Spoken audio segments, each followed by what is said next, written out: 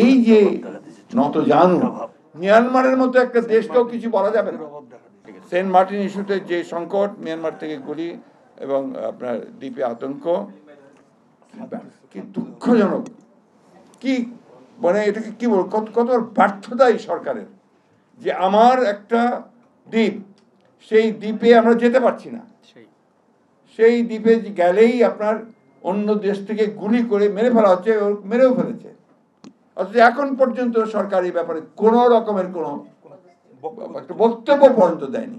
বরঞ্চ home minister সাহেব বললেন যে এখন এমন কোনো অবস্থা হয়নি যে যেটাতে আমরা একটা এই ধরনের একটা স্টেটমেন্ট বা কিছু বলবো। এই যে নতজানু মিয়ানমারের মতো একটা দেশকেও কিছু বলা যাবে না। এটার কতটা আপনার মানে আপনার দাসসুলভ মনোভাব হতে পারে। আমার ওই রবি ঠাকুরের কথা মনে যায় যে দাস্য সুখে হাস্য মুখে,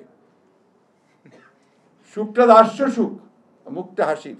কারণ ওদের কাছে গিয়ে আমরা আবার দিন দরবার হচ্ছে প্রতিদিন। সীমান্তে লোক মেরে দিচ্ছে, একটা কথা বলে না, পানি দেয় না, একটা কথা বলে না। আর এই সেন্ট মার্টিনে এখন খাদ্য সংকট দেখা দিয়েছে, অথচ এই নিয়ে সরকারের কোনো মাথা ব্যথা নেই। সেখানে কয়েক লক্ষ মানুষ বিপদগ্রস্ত হয়ে পড়েছে, কোনো মাথা ব্যথা নেই। এখানে আপনার এই হচ্ছে আপনার আসল কথাগুলো, যেগুলো আপনার মানে আমি আপনাদের সামনে, আমার সেই ধৃষ্টতা নেই আমার যে আমি আপনাদেরকে পরামর্শ দেব, কিন্তু আমার একটা অনুরোধ আছে, আপনাদের কাছে আহ্বান আছে, আসুন আমরা সবাই ঐক্যবদ্ধ হই।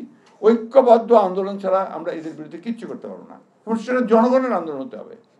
সেটাকে আপনারাই টেনে তুলতে পারেন, আপনারাই সেটা সম্ভব করবেন, এটা আমি বিশ্বাস করি। আছে সমস্যা আছে অনেক, সেই সমস্যাগুলো কাটিয়ে উঠতে হবে। ধন্যবাদ সবাইকে। আসসালামু আলাইকুম।